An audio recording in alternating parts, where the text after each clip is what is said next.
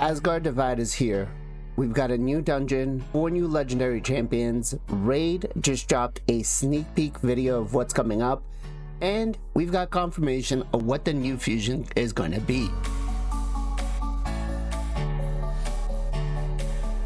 What's going on, guys? Blazing here. Welcome back to the channel, and thanks for joining me on another Raid Shadow Legends video. Alright, so Raid just dropped their What's Next in Raid sneak peek video. They're giving us a couple of hints here. We're going to take a look at the skill kits of Freya and Odin. And I'm 99% sure I've got confirmation on who the fusion's going to be. You do not want to do this. So make sure you stick around for that. And there's a lot of things to talk about in this. So let's go ahead and watch the video and well, let's just see what happens. Let's go about it that way. Hey everyone, it's time for another sneak peek, and this one's going to be special for all you fans of mythology out there. Introducing one of Raid's biggest events, the Asgard Divide. Norse mythology has always been a major source of inspiration for our beloved barbarians, from their appearance to their spiritual home in the kingdom of Frostheim, a land of bitter cold, brave warriors, and ancient secrets. So, to continue that Norse theme, the Asgard Divide event will introduce 4 unique legendary barbarian champions and a time-limited event dungeon with a brand new variable gear set. This event will be massive, and it will be available from August 21st until November 22nd. Plenty of time. Okay, so the event for itself, to be able to farm the gear to get Loki, is basically 3 months long, right? Plenty of time for us to be able to get at least some of the gear and be able to get ourselves Loki. To explore everything we've got planned. All sounds pretty exciting, right? Let's dive in for a closer look.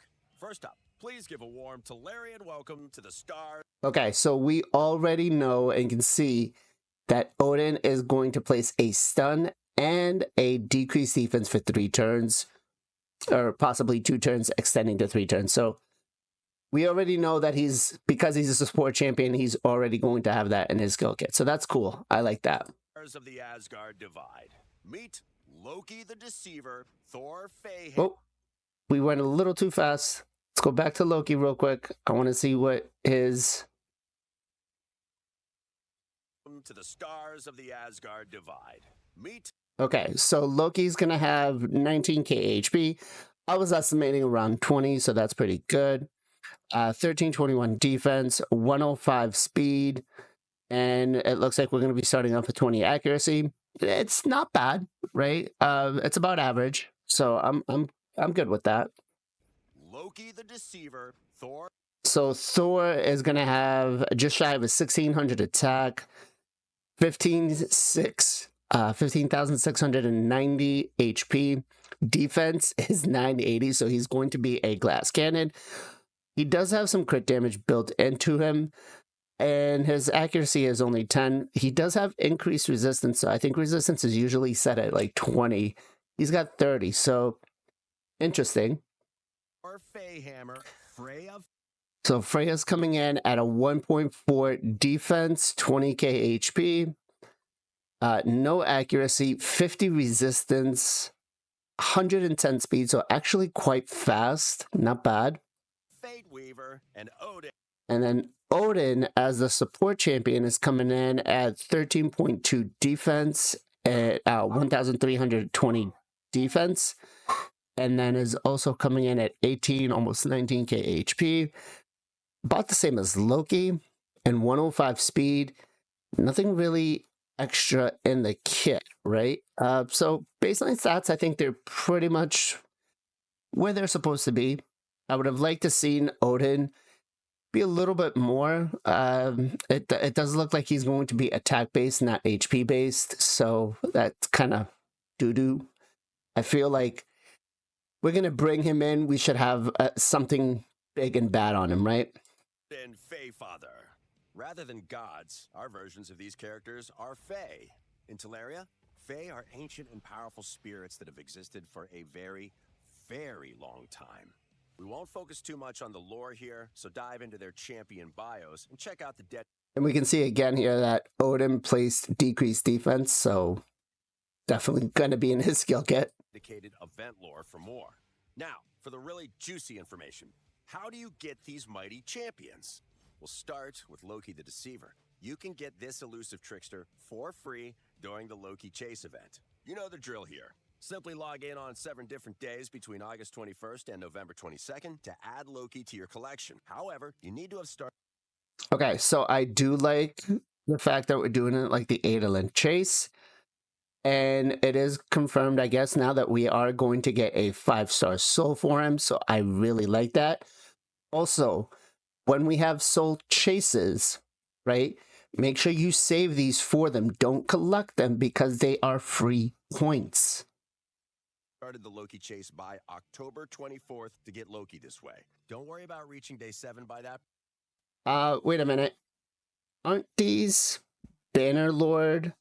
They literally just copied and pasted the same thing that we had for Adolin because these are Bannerlord. These are Bannerlord accessories. So this right here is a Bannerlord, not a Barbarian. Wow, Plarium. Wow. Okay. I'm just shocked. I'm just shocked.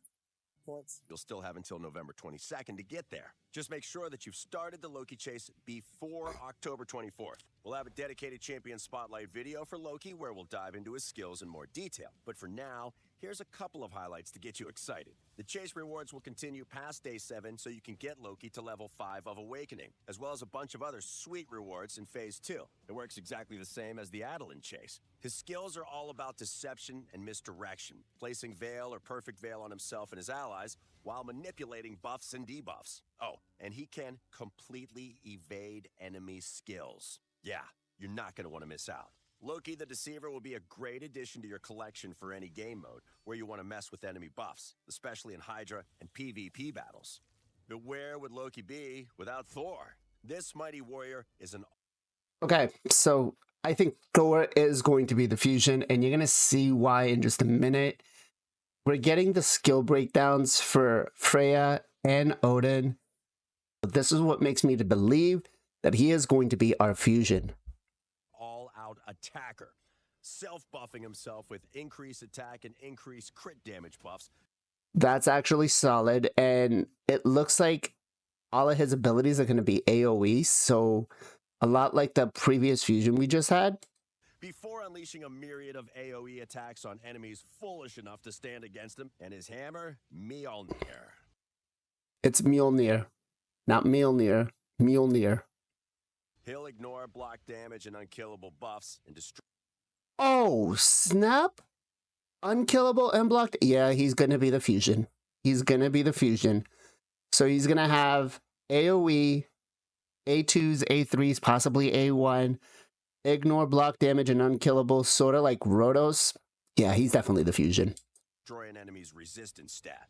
He'll be available to summon from shards throughout the event, and he'll remain in the summon pool after the Asgard Divide ends.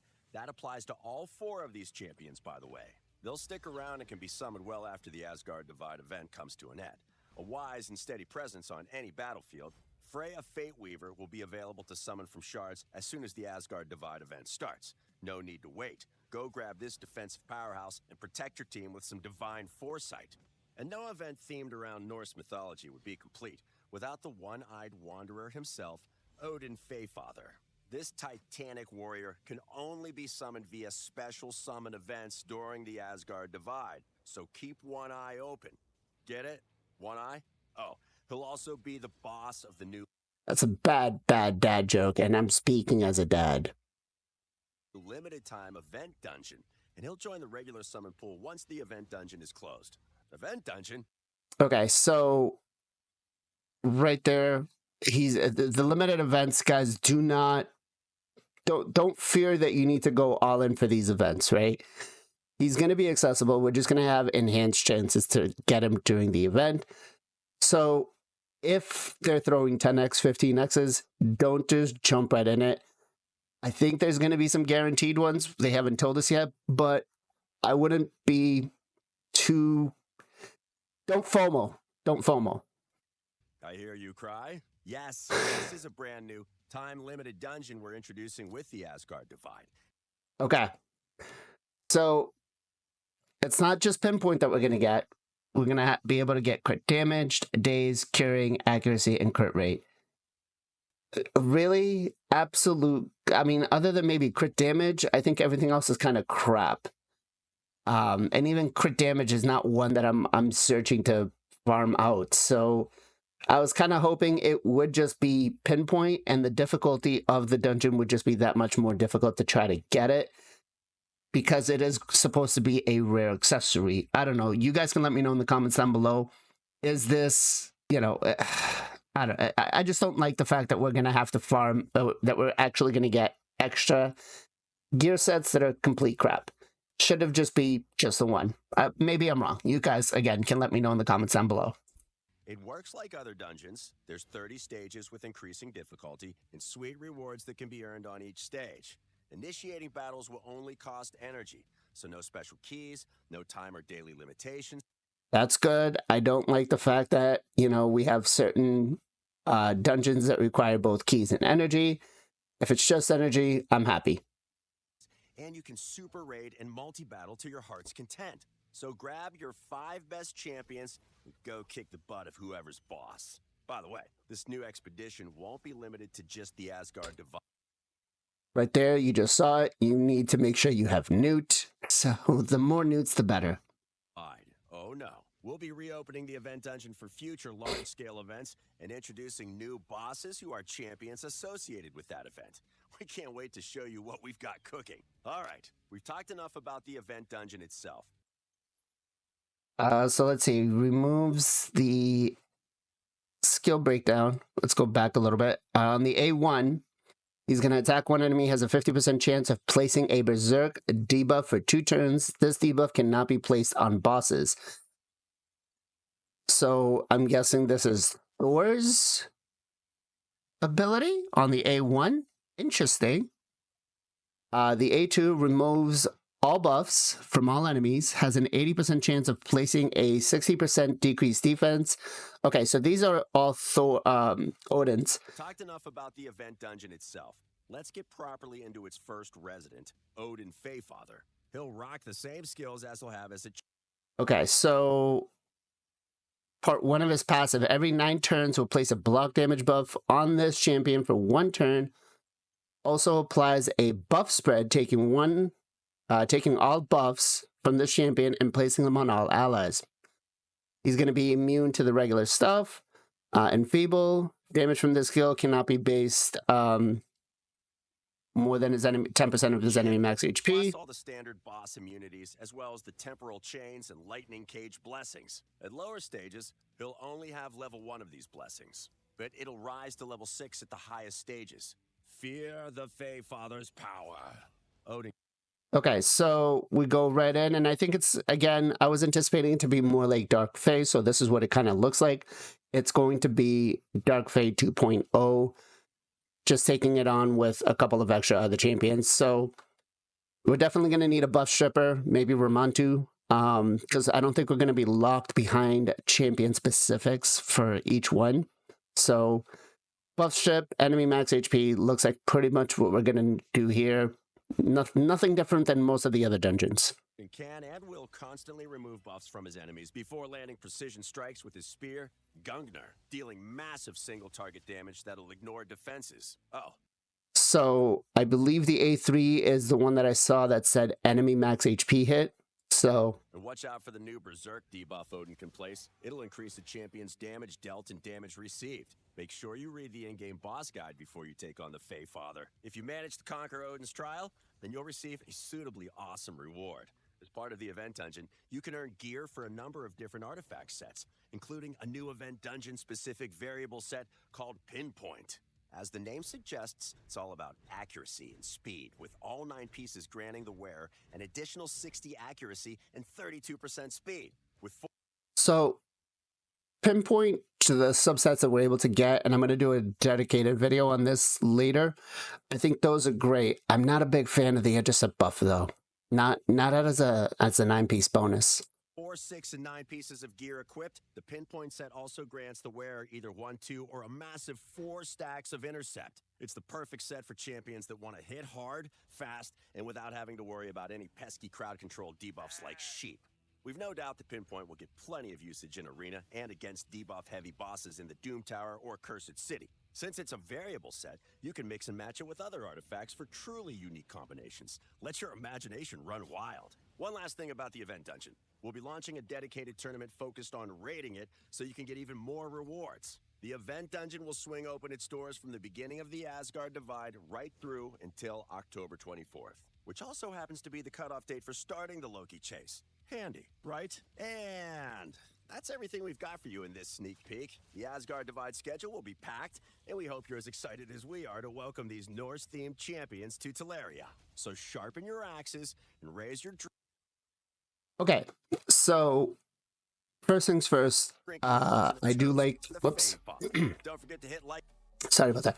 First things first, I do like the fact that we are getting the brand new dungeon. It is not going to be one that just as a one-time thing. So apparently what they're going to do is it's going to come in and they're going to rotate it with different bosses, kind of like Doom Tower almost, right?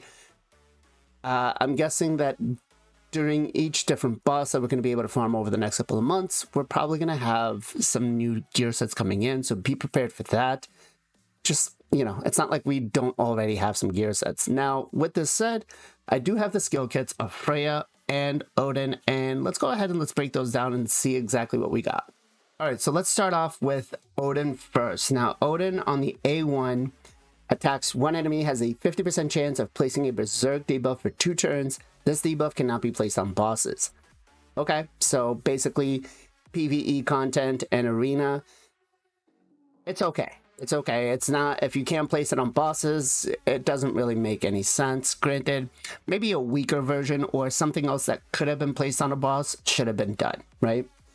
A2 removes all buffs from all enemies, so buff strip right there, has an 80% chance, books up to 100 on a 3-turn cooldown to place a decreased defense for 2 turns, and also has a 100% chance of placing a stun on all enemies for 1 turn. Legendary champion, pretty decent. I still feel like there could have been something else a little more, right? I mean, Madame Cerise does almost everything other than placing the stun. Granted, hers is, I believe, on a 4-turn cooldown.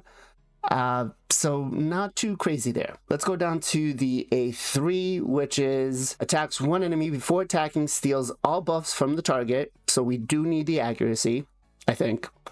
The damage inflicted by this skill depends on the target type. If it's an attack base, it will be will inflict the damage based on the target's attack. If it's defense based, will inflict the damage based on the target's defense. HP support or bosses will inflict damage by target's max HP, will ignore 100% of the target's defense. If the target was killed by this skill, revives a random dead ally with 50% and 50% turn meter. 50% HP and 50% turn meter. And we get on a 3-turn cooldown. So I would have to see what the multipliers on this are. Now, granted, he's going to be great for bosses, right? Because enemy max HP hit is solid. I think that's where he's going to shine the most.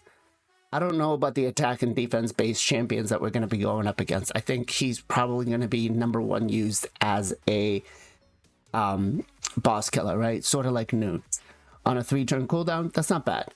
His passive, every 9 turns, so I'm guessing it's total turns, places a block damage buff on this champion for 1 turn, and also applies a buff spread effect, taking all buffs from this champion and placing them on all allies. So that's actually not bad. I do hope that it's every 9 turns that the whole team takes, not just him.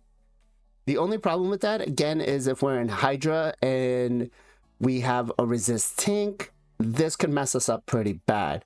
Everywhere else should work. I don't think we'll be able to make this work for Clan Boss, but it is what it is. Aura increases avoid ally speed in Arena by 40%. This would be the highest based, or the highest speed aura that we have in the game, but it's only for voids. So I don't know. I don't like that. I don't like that because we're not just using void champions in arena, right? So Odin's kit, it's good, but I don't think it's void legendary. Like, I think there should be something like the passive is probably the one piece I agree with that is solid. Everything else, I think should be better. It should be better. Am I wrong? You can let me know in the comments down below, but I think 100% it should be better. All right, so Freya attacks all enemies on the A1, placing a provoke debuff for 1 turn, counterattacks with this skill whenever a shield buff placed by this champion is removed or damaged. Occurs once per turn. So it books up to a 40%. We've been getting a lot of A1s lately that are provoke, which I guess are supposed to help out with Hydra. It's just not bad. AoE, I could get behind this. That's not bad, right? She's not void. She's not void. That's it. The A2 places a 60% increase a debuff on all allies for 2 turns. Also places a shield buff on all allies for 2 turns. The value of the shield is proportional to this champion's defense and each target champion's max HP. I think she might be an arena champion with this because that's kind of big. Maybe. On a 3-turn cooldown. This is good. Clan boss definitely will work. I like this, actually. I like this. This is actually not a bad one. I just don't know how it's going to work adding both of them, right? It's, I think this is the first time we've seen this. The A3 removes all debuffs from all allies, places a block debuffs on them for 2 turns, also fills their turn meter of all allies by 20%. Okay, not bad. Block debuffs, right? And a full team cleanse with a turn meter boost. So definitely could be one of those go fast because she does have a baseline speed of 110, so that's pretty fast. It's a support, it's like a Sifi, right? Sifi comes in, gives you the increased defense, turn meter boost. She gives you increased speed. This one's going to give you a shield. So it'll be good for like a go second team or even a go first team if you have like a defense-based nuker. The passive increases this champion's defense by 5% each time an ally inflicts a critical hit, stacks up to 50%. Okay, so over the long-term battles, right, for like Hydra and stuff like that, that's going to be really good. Being able to get an extra 50% defense. So if you have her built with like 3k, you'll end up getting to 9k plus the increased defense. You could get some really decent numbers there. The active effect prevents the death of an ally with the highest crit damage except this champion, so whoever your squishy nuke is going to be, and keeps them alive with 1 HP when hit with a fatal hit. If there are multiple champions on the team with this skill, the effect will only be once, then heals the target ally by 20% of their max HP and activates an instant turn effect on them. Champions like Sun Wukong would get nuked. It is on a 5-turn cooldown. They would get nuked. They'd come in, they'd go ahead, and they would basically come back in and nuke the hell out of you if they had the increased attack up, or they would buff strip everything. Increases ally defense by 30 in all battles. Solid. I think Freya so far is probably my favorite. Now, let's talk about Thor.